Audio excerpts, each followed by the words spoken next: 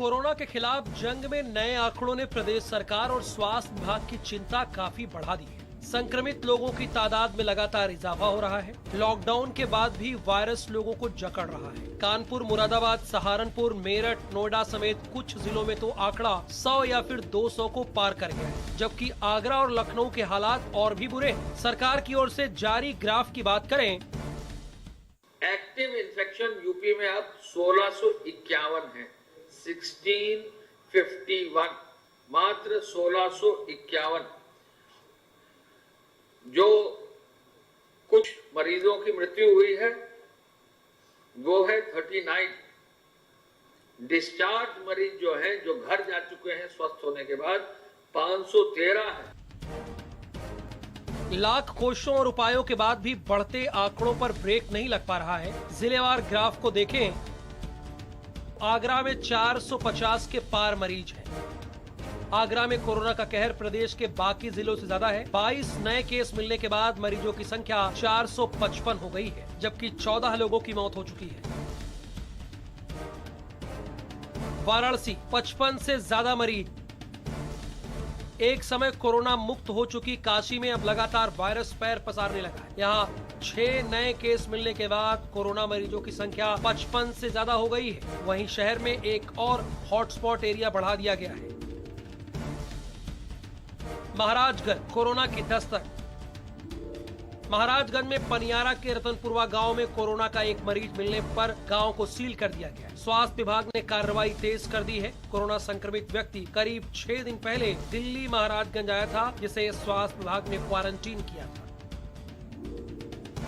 Gorakhpur corona की दस्तक। अब तक कोरोना मुक्त रहने वाले गोरखपुर में दूसरा संक्रमित मरीज मिलने के बाद प्रशासन में हड़कंप मच गया है, जिसे जिले में 35 साल की महिला कोरोना से संक्रमित है। रिपोर्ट के बाद पुलिस ने पीड़िता समेत पूरे परिवार को क्वारंटीन कर दिया है। मुरादाबाद में मरीज की मौत। मुरादाबाद में कोरोना अब मौत का खेल शुरू कर दिया है। अमरोहा की रहने वाली 70 साल की महिला का TMU अस्पताल में इलाज चल रहा था, जिसने अस्पताल में दम तोड़ दिया। जिलाधिकारी राकेश कुमार सिंह ने इसकी पुष्टि की। बरेली 8 पॉजिटिव मरीज। बरेली में भी मरीजों की संख्या लगातार बढ़ती जा रही है। ताजा मामला श्री राम मूर्ति स्मारक मेडिकल कॉलेज का है, जहां पूल चेकिंग में 3 डॉक्टर और 3 नर्स का एक पूल पॉजिटिव आया है। राममूर्ति मेडिकल कॉलेज में पिछले काफी दिनों से आईसीयू में एडमिट थी। ऋषिकेश एम्स से उनके कोरोना पॉजिटिव होने की पुष्टि हुई। आईसीयू में जो डॉक्टर्स और स्टाफ नर्स की टीम कार्यरत थी पेशेंट की सेवा में, तो उनका पूल सैंपलिंग सिस्टम किया गया। उन 15 पूलों में से एक पूल पॉजिटिव आया है। कोरोना का कहर धीरे धीरे प्रदेश को अपनी जकड़ में लेते जा रहा है। बढ़ते वायरस को देखते हुए हमारी, आपकी, सभी की भलाई इसी में है कि जितना हो सके खुद को सुरक्षित रखें। तो वायरस बढ़ता जा रहा है, लोग सड़कों और सामान के लिए लॉकडाउन तोड़ते भी जा रहे हैं। लिहाजा पुलिस को जो जहां मिलना उसे वहीं पर सबक सिखा रही।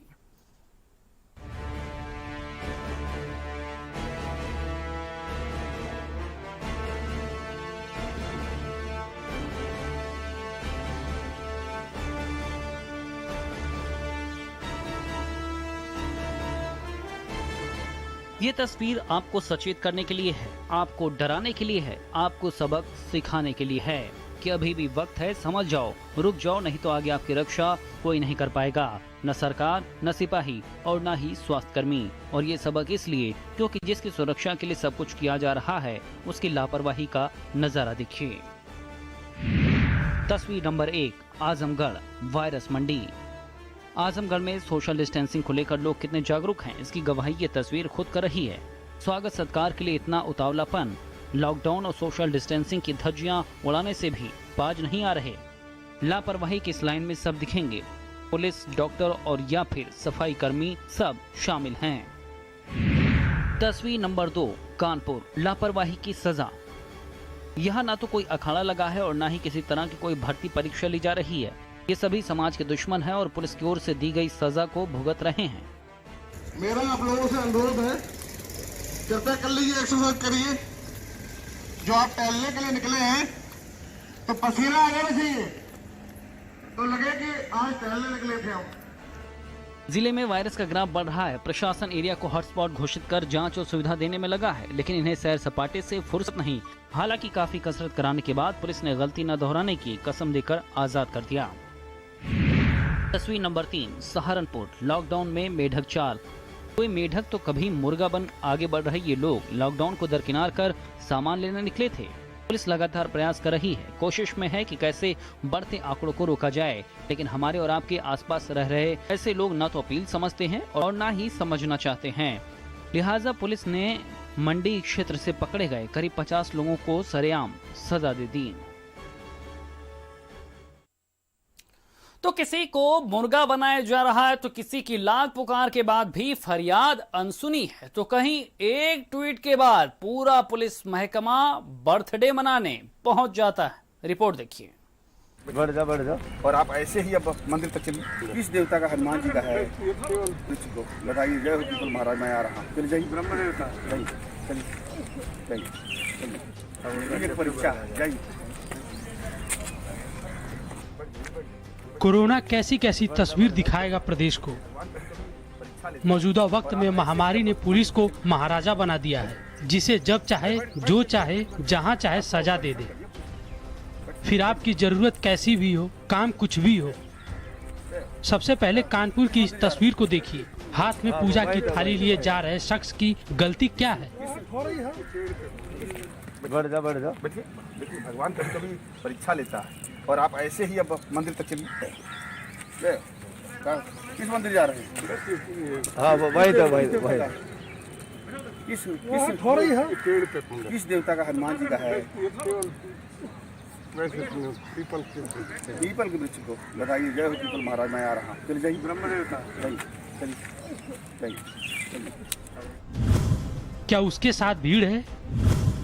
क्या वह संदिग्ध है?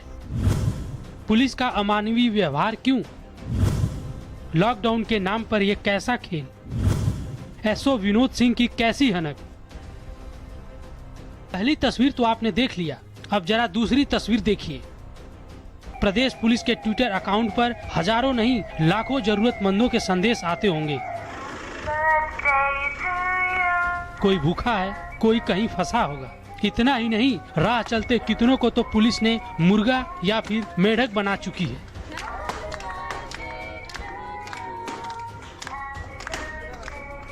लेकिन यहाँ महज एक ट्वीट पर बर्थडे मनाने पहुँच गई, वो भी पूरा लाव लश्कर के साथ।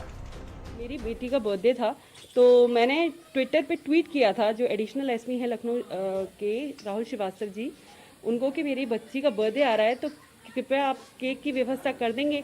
तो उनका जवाब जब आया हाँ में, तो दिमाग में था कि ठीक है केक आएगा, बट जब बर्थडे का टाइम आया तो यूपी पुलिस और कॉल 112 ने एक बहुत बड़ा सरप्राइज हमारे लिए प्लान किया, जिसमें वो केक लेकर आए थे, चॉकलेट्स लेकर आए थे बच्ची के लिए, एक गिफ्ट भी लेकर आए थे।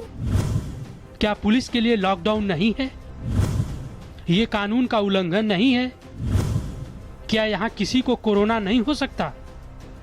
इस लॉकडाउन में जब हमने ये सोचा था कि कुछ भी बच्ची का सेलिब्रेशन नहीं होगा, और जहाँ यूपी पुलिस और कॉल 112 की वजह से इतना बड़ा सेलिब्रेशन हो गया, तो मैं जो यूपी पुलिस है और कॉल 112 है उसको दिल से थैंक यू बोलना चाहूँगी कि उन्होंने इतना बड़ा मेरी बेटी के लिए बर्थडे सेलिब्रेट किया और इसको इतना बड़ा मेमोरेबल बनाया।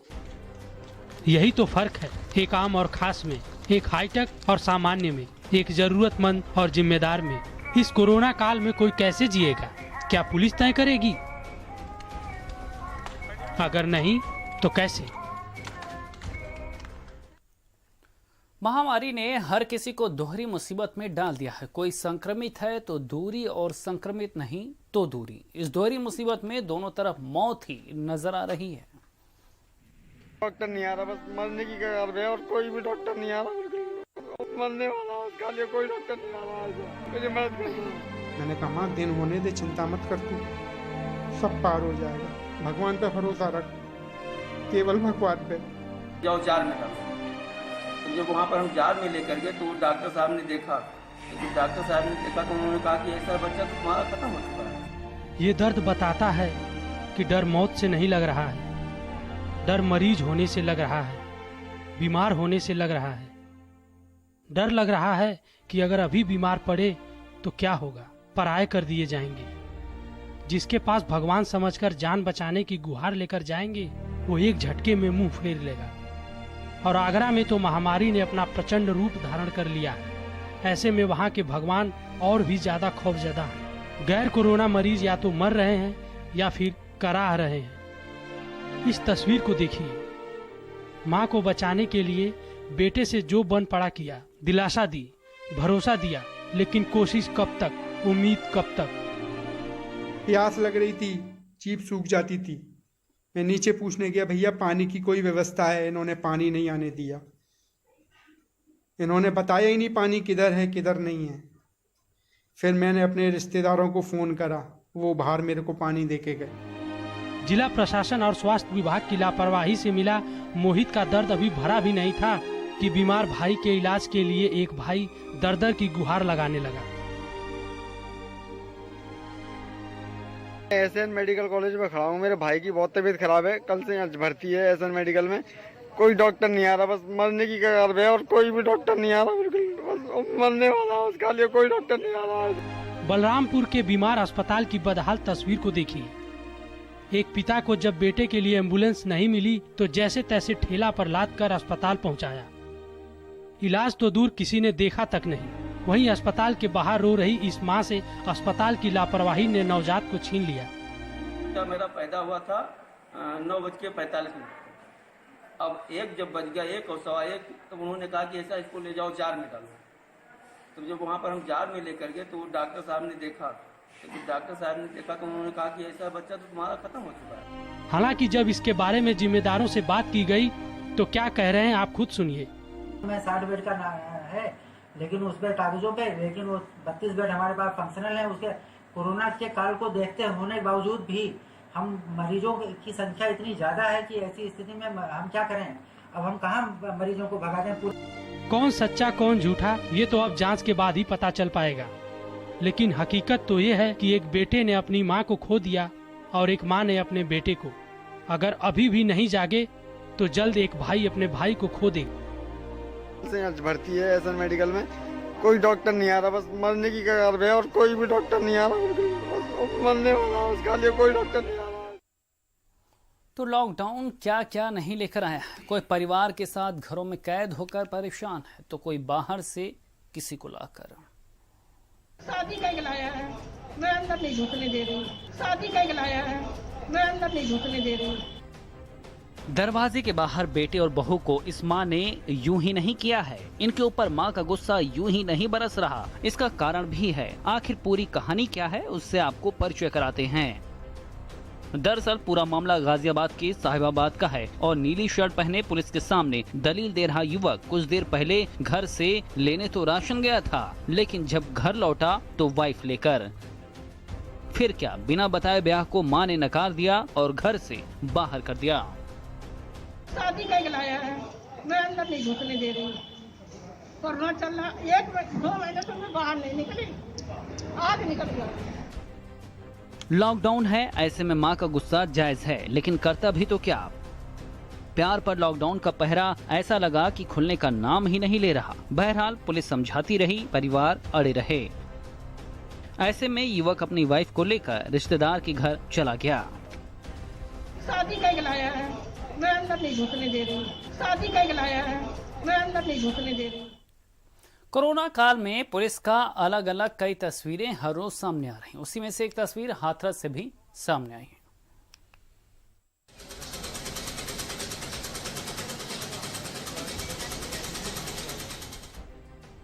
वायरस पर जीत के लिए वॉरियर्स की जीत देखिए। महामारी को मात देने की तैयारी देखिए। कोरोना प्रदेश को जैसे जैसे जकड़ रहा है, कोरोना योद्धा वैसे वैसे तैयारी तेज कर रहे हैं, बिना रुके बिना थके। लगातार एकटक काम में लगी ये हाथरस पुलिस लाइन के मनोरंजन गृह की महिला पुलिसकर्मी हैं। आम और खास के लिए हर किसी जरूरतमंद के लिए मास्क तैयार करने में जुटी हैं। रिस्पॉन्सिबिलिटी एक कह सकते हैं जिसको निभाने के लिए इन्होंने अपने आप से वॉलंटियर करके मास्क सिलने के उसमें किया है। तकरीबन 4000 से 4500 के करीब हम इसमें टोटल मास्क सिल पाएंगे और इनको फिर वितरित किया जाएगा। जी हाँ, पुलिस अधीक्षक गौरव बंसवाल और अपर पुलिस अधीक्षक सिद्धार्थ वर्मा के निर्देशन में इस कार्य को अंजाम दिया जा रहा है और हर रोज 4000 से ज्यादा मास्क तैयार किए जा रहे हैं।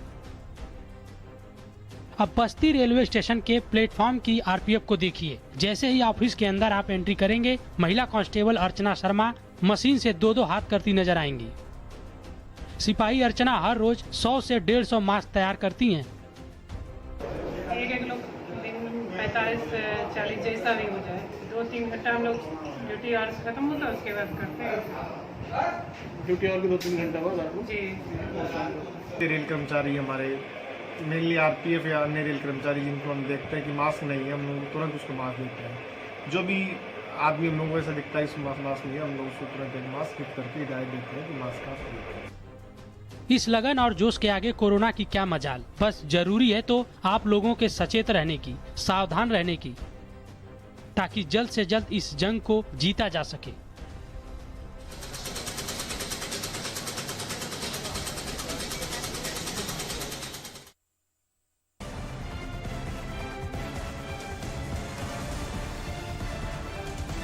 डॉक्टर साहब ने देखा तो उन्होंने कहा कि ऐसा